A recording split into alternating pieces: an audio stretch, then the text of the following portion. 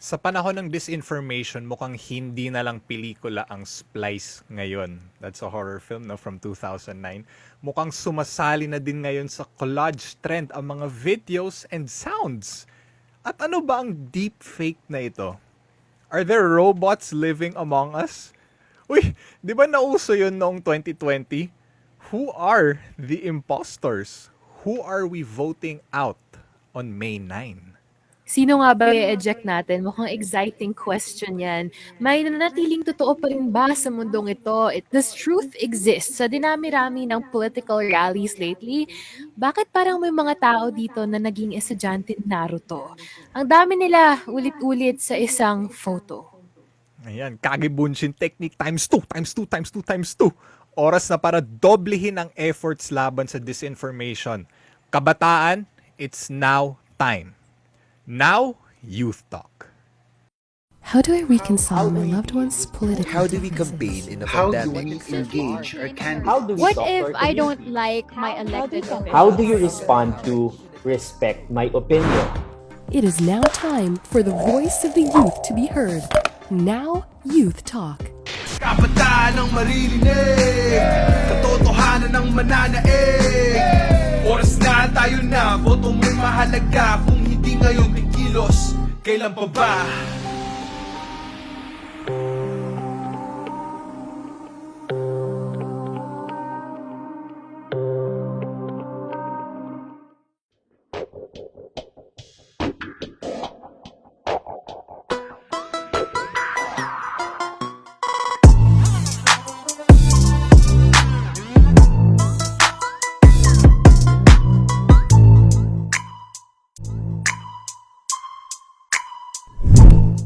Ayan po, magandang araw, hapon, gabi o kung nasa ang planeta o dimensyon ka man ngayon. The digital plane is in disarray. And once again, the line between truth and lies is a title of a controversial Robin Thicke song. This is Rod Tumbaga, together again with my co-host ZanD Baharias, hosting this very special episode of Now Youth Talk, 2022's most important conversations discussed. Yes, welcome back, Rod, and welcome back, Zandy. Rod is in LA right now, and your friend is from Italy. And we are doing cartwheels, Kabataan. For these special episodes, we're flipping the script with a special letter sender. Yes, dear viewers, at this critical time when we have to make the most critical decision of our upcoming 6 years, sadyang hindi na mapakali ang ating letter sender sa nakikita niyang disinformation sa larangan ng social media at mga chikahan in real life. Ayan, tamang-tama po kayo dyan, Ma'am Zandy. We've talked about in a previous episode how we should deal with trolls, as well as how to deal with historical distortion. But that was only what we consider a dip into the ocean of disinformation, making crash waves that disrupt our youth wave of change. Ika nga, that was only the tip of the iceberg. And so, The tip of Zandy, the I would iceberg like to... lang. Yeah. I'd like to ask you, Zandy, what's a significant piece of disinformation you've recently encountered? I think may isa. I think feeling ko favorite nating to dalawa, Rod. Narinig ko na may isa dong president and may isang presidential candidate na na-endorse daw na isang princess. Ay, wow. Princess pa nga. Yes. Princess of Genovia. Parang, From the movie, no? From the Disney movie. yes, from the Disney movie. We've had horror films about in Splice na mentioned kanina. Ngayon, meron tayong Disney film. So, yun yung akin. Endorse daw si Marcos tsaka si Duterte ng Princess of Genovia. Ayan, ito naman yung significant piece of disinformation na napulot ko. So, last year pa to actually, no? Yung globe-renowned streamer, as in internationally beloved siya, the one and only PewDiePie endorses President Rodrigo Roa Duterte and is named the Prince of Sweden. So, That's interesting. I'm not sure who's named the Prince of Sweden. Is it PewDiePie or if it's Duterte? But either way, that's parang interesado akong malaman kung saan nanggaling yung news na to. do you have one last piece of disinformation that you also picked up? For me, yung yung suot ni Duterte, he was wearing a special ops na get up. I'm not sure if you've seen the pictures going around the internet. He's supposed to fight in Marawi, parang ganon. May mga special ops get up sila. And maraming ganito, parang mga doctored pictures of 'di ba of candidates, of actors and actresses being everywhere. Magulat ka na lang kung bakit they're popping up. And they're memes 'di ba? At sa sobrang sikat ng memes ngayon, siyasatin natin, kilatisin natin, saliksikin natin, Zandy. Let's look into the deep and rotten roots of disinformation and let's learn how to address it together. Kagibunshin nga, no? So tara, the library is open. Our letter senders eager for us to hear the truth. Let's put on our thinking cap and let's get right into it. Anong katotohanan?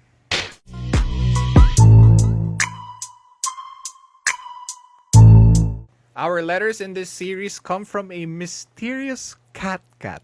Now our friend has a lot to say about the state of information in the country. So here's the gist. We don't know that much about her, but she says all will be revealed in due time. I wonder when that due time is. And I'm excited to meet Katkat. We've been talking to her for a few episodes now. Katkat, show yourself.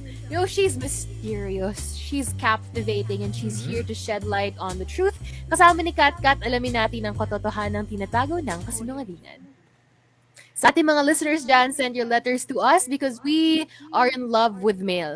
Bukas na bukas ang ating online mailbox that's at secretariat.nyv@gmail.com. Again, secretariat.nyv@gmail.com. Sumali sa ating chikahan, isa-isahin natin ang mga dapat pag-usapan ngayong 2022. All right, so one last time, no, that's secretariat.nyv@gmail.com. All right, so Zandy, ready na ba tayo? I'm ready. Let's go. Ready? Let's get into Okay. it. All right. Let's start. Begin transmission. We have Katkat's second letter right here. Want to put words in your enemy's mouth? Maybe star and dance in your favorite music videos? Or I don't know, maybe make a public figure look bad, sell to their detractors, then profit? Naalala nyo noong bago pa lang ang mga deepfake videos a few years ago? To quote Raven from RuPaul's Drag Race All-Star Season 1, well, guess what, Mimi? Deepfake has entered the conversation.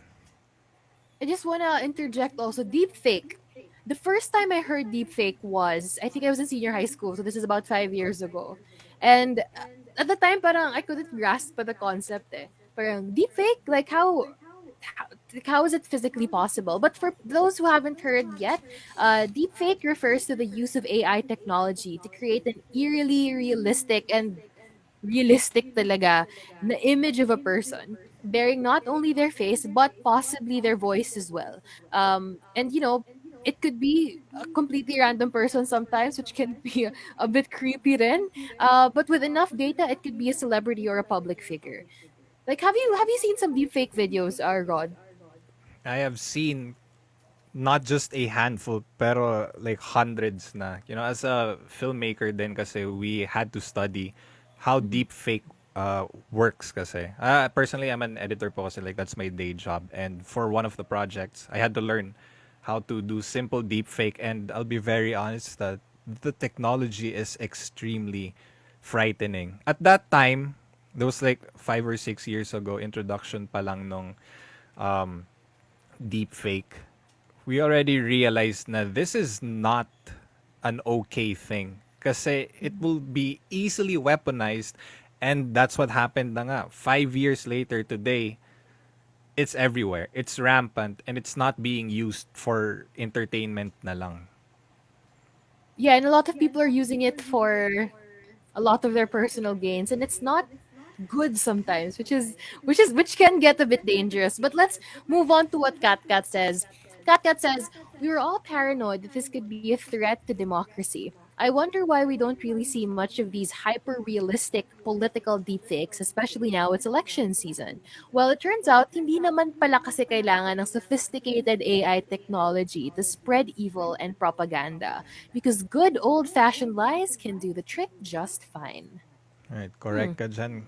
Correct ka dyan, Zandy. And correct ito, Katkat. In order for a deepfake image, video, or audio to be made, kailangan ng malaking amounts of data for anything to happen. Why? It uses AI, or an artificial intelligence that learns from a large amount of facial data in order to create images realistic enough to blur the line between real and fake. So, I'd like to add up to that lang, no? We have the internet, and that is actually the reason why super bilis nag-advance ng deepfake. Especially if you are targeting a celebrity or a political figure, their face is everywhere. They have thousands upon thousands of images on the internet, and AI needs just a couple hundred images to actually produce a frighteningly realistic deepfake of that person. A recent alleged phone conversation between an official and their campaign manager, or possible a promotions officer, has been circulated online, wherein the public official gives directions to the other person to spread this information. Sige, let's give a name. It was alleged to be a conversation between Camsor Rep. Luis Raymond Villafuerte and a campaign staff, with directions like making a meme calling Vice President Leni Robredo a quote, election scammer, among other pieces of disinformation. That's an interesting story to tell because Rep. Villafuerte also claims that this is a case of deepfake. At dyan medyo tumaas ang kilay namin. Is deepfake turning into a buzzword? Let's ask, is there enough content online or anywhere for that matter for an AI to create a whole phone conversation using Villafuerte's voice? Users online are claiming that this is not possible. And why even resort to deepfake? Tama nga si Katkat, spread your old-fashioned lies, disinformation peddlers. But I just want to ask this question also. Do you mentioned a while ago, Rod, how it's a lot easier now because of the internet. From your perspective as a filmmaker, how hard is it to make deepfake on a scale of like 1 to 10? On a scale of 1 to 10, like 10 being the most difficult, no, it used to be at a 9, but now it's just at a 3. There are now computer and phone applications even where you could deep fake as easy as 1, 2, 3. And I'll make you guys aware by now na itong mga apps na to, the deepfake is actually very realistic na and very believable. And that's why sobrang nakakatakot siya if you weaponize it for the very wrong reasons. So let's try to read on Katkat's letter here.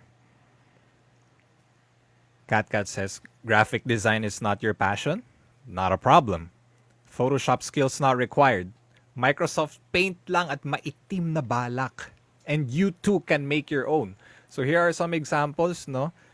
Aika Robredo Online SH linked to Marcos campaign. Here's another. Fake quote cards or fact checks.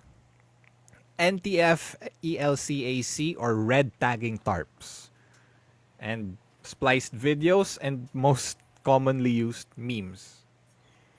So just to be clear, I was being sarcastic when I said you can make your own doctored photos and videos. We've reached a point in the digital age where we have to explain sarcasm or satire to avoid the risk of people actually believing them. Pero hindi naman natin masisisi ang mga kababayan nating naniniwala. There's an organized machinery behind these seemingly harmless memes. So ayun nga, no? Correct ka dyan, Katkat. Sarcasm travels really poorly over the internet kahit nga in offline settings. Mahirap nga iparating ang sarcasm. In the things that matter, it's important that we are clear.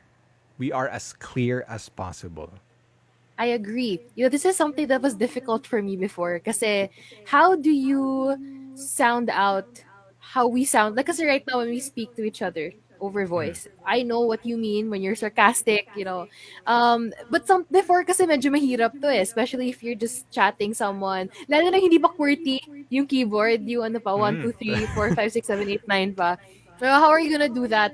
But may mga lumuluta ngayon sa internet, folks. Do you know tonal indicators? Have you heard these on Twitter, for tonal indicators, it's a point of contention right now. Kesyo, it mellows humor daw, diba? Nawawala daw yung kasiyahan sa mga sinasabi ng mga tao. But we think the use of them in conversations, especially those we want to be constructive, like changing a mind in the elections or giving you information, wala namang mawawala if we use these tonal indicators. So, ang tonal indicators, these are letters that you usually put at ends of statements that you tag. Like, for example, slash S typically mean sarcasm. Have you seen these on going online? Yeah, every time. I've been Yeah. seeing it for dati ano siya no, sasabihin mo lang at the end of a sentence joke as in JK. Pero Yeah. it's 'di ba, like since you can't tell what the person's saying anymore, it's gotten to a point where you really have to write slash S just to be very Yeah. clear with what you're saying, 'di ba? And I was surprised the first time I saw this. Actually, I felt like a grandma as well because I saw it and I was like, I talked to my sister. I'm like, ano to? What does this mean? And she's like, Ate, don't you know what that is? And then she went on to explain. So meron pa isa slash J, which is you're just joking. Slash SRS, which is serious. Slash G, or slash Gen, na genuine yung kinoconvey mong emotion. Okay, this is the first time I've heard of the term slash gen. We have reached that point na na if you're really sincere with what you're trying to say, you have to write slash gen pala. Grabe. Yeah. So, Parang ano bang K-zone- difference ng serious? Ano bang difference ng serious tsaka ng slash gen? I think you just have to kasi pag-isipan ko muna kung anong pinagkaiba ng dalawang yan. Anyway, Siguro pag slash SRS, medyo galit na yung tone mo. I oo don't nga, know. yeah. Tama. Grabe. Parang K-zone ito na we're teaching you new internet lingo. Anyways, this is something that we found is being used by the younger audiences. Pero campaign line nga natin ang quote-unquote kabataan ang maririnig. Di ba? Indeed. You know what? This is interesting rin kasi I mentioned kanina, has there been any confusion with you in your conversations with people online? Napaaway ka ba dahil sa maling pagkaintindi ng mga tao? Like, you know what? To be very honest, that's on a daily basis. Because social media is just the main way to communicate with people right now, diba? And the problem with that is people don't know what you are trying to say unless gamitan mo sila ng slash SRS or slash gen, diba? And as you mentioned earlier, diba, satire is so rampant right now where we don't even know what's serious or not anymore. So, ayun. Yung sometimes also parang di kayo mag-usap ng kaibigan mo ng ilang araw kasi yung naghaha ka, hindi all caps. Parang Oo nga, di ba? Kailangan all caps to let them know na you really did find it funny. Tapos kung Yeah, lowercase siya, galit ka, di ba? Like, yun yung connotation doon, di ba? it's so weird nga rin sometimes kasi the number of has also matter. Minsan, di ba, kung anong letter pa yung gamit mo, kung J ba, kung H, kung whatever letter. And sometimes even the way you say okay matters. Yeah. Diba? So, there's a lot of things that's going on here. And again, tama ka nga, Rod, parang ang K-Zone. Ito, naabutan ko yung K-Zone, naabutan ko rin yung Candy Mag, naabutan ko yung mga to, but, I don't know, I kind of miss them. My dad used to buy me K-Zone instead of Candy Mag before. I think he forgot na I was kind of like, but it's interesting that we're learning about these right now. But let's move on to what Katkat said. Katkat says, in recent years, Facebook whistleblowers exposed how the company prioritized profits over combating hate speech and misinformation and allowed illegal activity to go unchecked. Facebook's algorithms, or the rules its computers follow in deciding the content that you see, enables disinformation campaigns, especially during elections around the world. According to a report in Technology Review, these algorithms don't distinguish fact from fiction. The same has been said about TikTok's algorithms and how they are not enforcing their community guidelines on the trolls on the app. Grabe, no? So, it's very clear talaga na all kinds of social media sites are being weaponized na talaga. Now, you vote 2022's opinion on this is clear. It's time to sanction social media providers. And by sanction, we mean that for the amount of damage they have caused to our state of disinformation, someone must be held accountable. And for the proliferation of truth in online spaces, social media providers have to take an active role in taking down disinformation from their sites. The issue is multifaceted. Sabi nga ni Katkat that these disinformation efforts are concerted in their actions through policy and direct action, through the full extent of the law. Kailangang puksain ang troll farms at disinformation peddler structures. It's so frustrating, no, Sandy, kasi this has been a problem for so many years na. Kasi nasa college pa lang ako. It's ano na, It's been the going main on na. issue with social media, 'di ba? Yeah. And you have to give the law teeth, you know. And I think that the law is able to do that. And if we utilize that, ang lungkot lang rin kasi, you know, it's been a long time since this has been going on. And palala siya ng palala eh. 'Di ba? And so we really have to give the law teeth and allow, you know, how we enforce these laws to touch on that.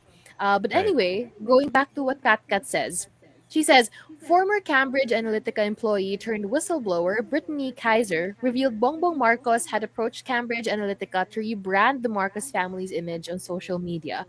The firm was also involved in the 2016 presidential elections, with reports citing it helped Duterte win the race. Although Cambridge Analytica closed operations in the course of the Facebook data scandal, firms related to both Cambridge Analytica and its parent firm, SCL Group, still exist. Di ka pa ata na sa college no, no, Zandy, when this really was or were you na? When I Cambridge was- this Analytica was- was the talk of the town. I was in senior high school. I was a young child. I was in high school, and I think, you know, growing moments. So core memory na siya sa utak ko ngayon. So ayun nga, no, just like what Zandy said, ano ang effects nito sa Pilipinas? Some parts of the disinformation complex in the Philippines have been revealed by whistleblowers and investigative journalists. Ilan lang ito sa marami. In 2019, Facebook took down a network of accounts that were engaged in inauthentic behavior. And this was traced to Nick Gabunada, Duterte's social media manager in his 2016 presidential campaign. In June 2021, Gabunada was hired by the Department of Finance as a communication strategy consultant. Of all positions pa in Interesting. power, no? I know that's an interesting position to give. And also in 2020, Facebook also removed a network of accounts using fake, false identities and which were found to have links to the Philippine military or police. With the anti-terror law, these accounts had been spreading lies and hate against perceived enemies of the state. And also, you know what, we have all of this, but we also talk about people who can influence how people talk, you know, Right. how yung kung gaano kalaki yung hawak nila sa tao. Because also, the following Filipino celebrities were also caught by the investigative team of Rappler to have spread fake news, while having their page either boosted or having earned from the news they share. The following Philippine celebrities are those found by Rappler to shake fake news. Yeah, allow me to give one example muna, no, Zandy. Mocha Yuson. One of Yuson's favorite sites then was Twin Mark's Trending News Portal, or TNP, known for posting viral and false claims. Mocha Yuson's blog has at least 5.8 million followers to date. Internal documents obtained by Rappler show that Twin Mark paid Yuson's page at least 1.08 million pesos in 2017. That's a Grabe. lot of money for information. Another one is Paulo Avellino. You might know him from the film Goyo. He was among the consistent partners of TNP. Avellino's official page was paid a monthly fee of apparently 105,000 pesos in 2017 and 2018, totaling at least 2.2 million for these 2 years, according to the internal documents. Around that time, Avellino shared TNP content containing propaganda about President Rodrigo Duterte and at times even false information. Grabe that that piece of information, sobrang nagulat ako dyan, to be honest. And mas magugulat ka dito, Sandy. Jasmine Curtis Smith. Internal documents show that the actress was paid a total of at least 405,000 pesos for half a year in 2017. Jasmine Curtis Smith's posts contained a mix of clickbait articles, showbiz-related content, Duterte propaganda, and false information. Her page even posted a twin mark article falsely claiming that Angelina Jolie said America needs a president like President Rodrigo Duterte. An absurd claim that was rated false by Vera Files, Facebook's third-party fact-check partner alongside Rappler. My God. I mean, if Angelina told me that, I would also pay people to like spread that around the world. I love it for Angelina Jolie to compliment me like that. And may isa pa, Rod, DJ Chacha. On Twin Mark's payroll from March 2017 to May 2017, she was paid 30,000 pesos per month. She mostly shared socialpeas.com and philcommunity.com. And these are questionable sites kasi known for their clickbait, misleading, or false information. Grabe talaga. Not only are we disappointed, but we are also very much surprised, no? It just goes to show that there's an iceberg and it needs to be tipped. Tama ba yung idiom? Anyway, now that celebrities are turning to KOLs, as we mentioned earlier, key opinion leaders, KOLs supporting candidates in this election, we must be critical as well. Are they sharing the correct and truthful information? Indeed, they are just people, pero even people we need to correct when they do something wrong. I mean, in the age of social media, diba, isn't it anyone's responsibility actually to be sure that what they're sharing is the truth? Yes, and especially if you have a platform, right? Especially if you're KOL, a key opinion leader. Pero, Rod, gusto ko chismis muna. Chismis Go, muna go. tayo a little bit because I have a question for you. Personally, would you accept money to endorse a candidate or to share information that's false, right? If you ever become an endorser, which Rod, you are, which is I think this is a good question to ask. Do you ever vet the information that they ask you to say? Would you ever accept that? So to answer the question immediately, no? Would I accept money to endorse a candidate? No. Would I share this information to support a candidate? Absolutely not. I would say na then I am very fortunate that I was raised right, no? That I should learn how to share fact from fake. Pero it's our responsibility to elect people in power because they will do the right thing. And as for us, we're not supposed to take any monetary benefits just so we could put someone in power. So the answer is no. Like, money is never in the question for me. And if I, as an endorser, no, it's also my job to share the truth and to help the people out. Because we are supposed to help the country, not to help the people in power. It's always country first, bayan muna. Tama. That's great. We talked about this trend of an episode ago, how we should, or our loyalties should not be to the people who hold power, but to the platforms that they actually have, right? We have to Right. vote because of platforms. And kasi natanong ko yun kasi may report kasi from Bandera. No, some celebrities apparently are paid 180 million pesos and stuff. Tapos may mga down payment pa. I know. And What? yeah, that's a pretty big amount, right? And that's a Yeah. pretty big amount for information. And I feel like it just goes to show. And I think I wanna correct me if I'm wrong, Rod, but I think that's why communicate like information is literally money. Yeah. Like diba, there's a lot of things that you can do with propaganda and knowledge and information that you share with others. So ayun. Like what Ikaw lang basic natanong sa'yo. chismis mo pala ngayon, no? Information is basically 180 million pesos na pala ngayon. Baka nga may dumagdag pa dun eh. Kasi one celebrity lang yun. May mga dagdag pang ibang celebrity na tig ano OMG. pa. Oo nga. Tig 300k, ganon. Ayan, so yan po ang latest chismis natin, guys, no, from Ma'am ZanD. Pero eto na nga. Sakit ng lipunan ata ngayon ang pag-share ng gawa-gawang quote cards. So let's read on Katkat's letter.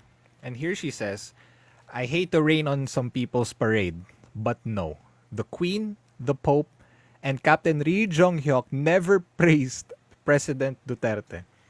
This should be obvious since the latter is a fictional character. Pero, may ibang naniniwala talaga. Hence, they're making the rounds again this election season with the usual caption, buti pa ang mga taga-ibang bansa na-appreciate si insert politician here. Share, on the other hand, though, end of transmission. Grabe. And that was the message. Now it's time to pass it on. I hope what Katkat shared today fueled you guys to vet your sources well and to consume media more mindfully. Yes, I think that it's important that we continue this conversation because misinformation, we talked about deepfake kanina, and sometimes we don't need deepfake to spread information because these people are doing it na. So be sure to be mindful of the things you share and to help you there, to help you sa pagsisiyasat para sa truth na hinahanap. Napakano naman pagkasabi ko na. Here are some guidelines on how to spot and address disinformation online and in your community. Ayan po. So number one guys, no, keep critical. While today's culture of conspiracy is fueled by a long and brutal campaign to discredit our mainstream information providers, there is something essential we must extract and bring to light in this new practice. Always remain critical of the information you receive.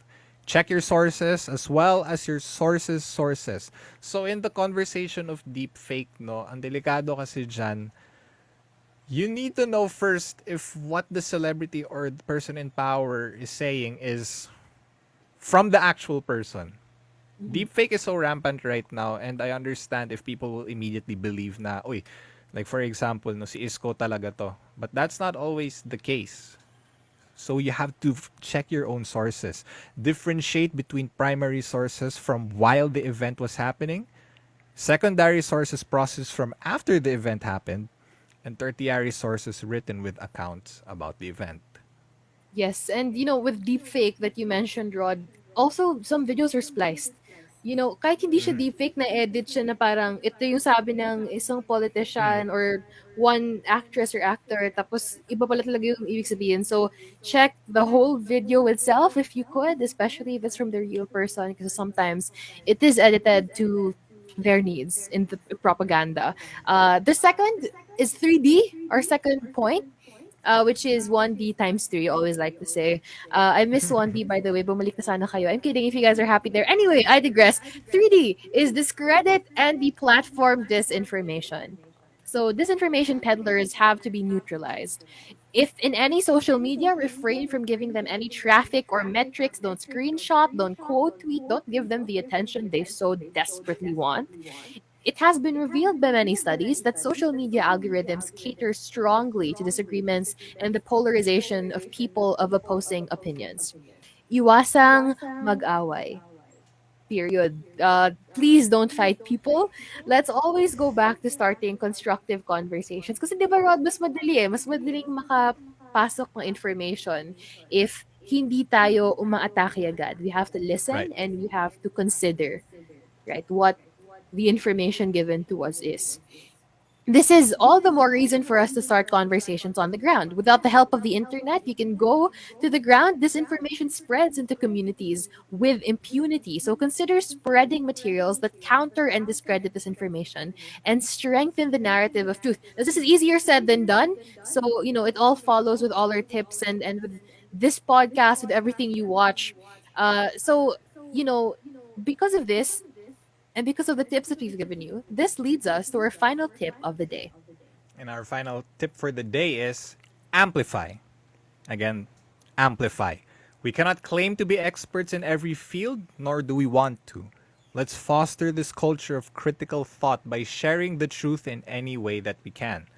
Our letter sender, Katkat, will be sharing materials you can share with your community on ground. So again, no, how can we fight disinformation, especially in this age of deepfake? Ikaw, Zandy, what do you think is the easiest way, at least? So aside from joining groups, like, we're going to be inviting you to join our Discord call later. But aside from doing that also, singularly, be sure that you're able to look for primary and genuine sources. You have to realize, 'di ba? Like Rod, for instance, ano nga ba for you examples of primary and genuine news sources? Any primary sources are any sites or news outlets that are backed by scholars and Yes. professionals. And they immediately cite sources. It's as, you could easily see it naman din eh. Oh, and like, the easiest way to tell nga, diba, if, very factual yung information na pinupulot mo is by how the site looks like, actually. Yeah. Kung, diba, parang kung poorly developed siya, and you could immediately tell it's solely being used for propaganda lang. So it's like Yes. these little, tips and tricks lang. It goes a long way, It honestly. does. And I remember I attended fake news before a few years ago, and one of Yeah. the speakers said na if may hinahanap ka, parang hanapin mo din yung about us na section, parang ganon. Check the .com, may .ph ba, ganon. And also to look for primary and genuine sources, look for two. But the more the merrier. So hanap ka ng two or more. If they Yeah. support each other, then it's primary and it's genuine. Yeah, it usually leads to that. Right. So, ngunit pawang mga letra lamang si Katkat at kami mga boses lang ngayon. Kayo ang magiging kinatawan niya sa pagsusulong ng katotohanan sa ating komunidad. We're counting on you, dear listeners. So always remember, the truth will set us free. Ayan. True. Gusto ko yan. I like that. Ayan, so we're now at the tail end of our discussion. And while we close out our episode for today, may paunting plug portion muna tayo. Sandy, would you like to plug? Yes, all I'm plugging is my Instagram account. You guys can follow me. That's at Crisal's Tomato, in true Jose Rizal fashion. And also, you guys should watch the UAP season 84. Basketball is ongoing right now. Volleyball will be coming on May 5th. And I'm so excited for you guys to watch all of the teams in the UAAP. So yes, looking forward to that. What about Sobrang you, init Rod? ng, sobrang init ng season. May 5 volleyball, May 9 Yes! elections. Nagkasabay pa nga sila. I know the world is really going on in a frenzy, and it's an exciting next few months to come. Ayan. Ako naman po guys, I'd like to plug my IG page lang po. That's at chef.rod. I like to share kalokohan po kadalasan, pero lahat po ng sinishare ko pawang katotohanan lamang. And I would also like to plug our YouTube channel, Recreate. We make all kinds of content, all kinds of shows and episodes, pero we have an upcoming episode that's catered for the elections talaga. We brought on a lot of people, and they will be talking about politics, they'll be talking about presidential candidates, and who we should vote for. So ayun na nga po, no? This special episode series would not be possible if not for the vital support given to us by hashtag FactsFirstPH. Sabi nga ni Nobel Peace Prize laureate Maria Ressa, without facts, you can't have truth. Yes, because the truth will always and forever set us free.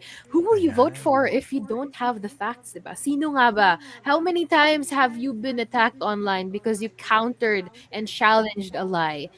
Honey, you're not alone. To protect our elections, to protect our democracy, we have to first and foremost protect our facts. Ayan, totoo po yan, Ma'am Zandy. So we should join more than 100 groups, coalitions, media, civil society organizations, business groups, the church, research groups, and legal organizations that are working together around a first-of-its-kind initiative called hashtag FactsFirstPH. Yes, and hashtag FactsFirstPH brings together various sectors that are committed to promoting truth in the public space and exacting accountability from those who harm it with lies. Ayan, so ask us through our email address to know more about this network. At ganon, you guys, we'll see you out there. Join us in this series of episodes as we read each of Katkat's transmissions of truth. Ayan, ngayong 2022, ang panawagan ng Now You Vote ay kabataan ang maririnig, katotohanan ang mananaig. It is time to exchange your views and knowledge with your peers, engage your communities and candidates for a meaningful change beyond the ballot, and commit to your right to suffrage as your vote defines the Philippines of our generation and maybe the next. Ayan, bukas na bukas ang aming online tanggapan for youth activation sessions and resources to help you make your big decisions and to nurture your important conversations. Email us at secretariat.nyv at gmail.com. Again, that's secretariat.nyv@gmail.com. And you can also now join us on our Discord server. Syempre, we all love Discord. Makiugnay, makipagtalakay at magboto kasama ang inyong kapwa kabataan sa discord.gg/nowyouvotehub. Again, that's discord.gg/nowyouvotehub. So side note nga lang pala, no, ngayon ko lang na-realize na grabe rin ang disinformation sa Discord actually. Kaya sumali kayo dito Yes. kayo sa discord.gg/nowyouvotehub kasi pawang katotohanan lang po ang binibigay namin sa server na to. And Only so the with that truth. po mga kaibigan, this has been Rod Tumbaga with my co-host ZanD Baharias, reminding you to participate in 2022's most important conversation and to make your 2022's biggest decision on May 9. See you next episode. Bye guys! Ingat!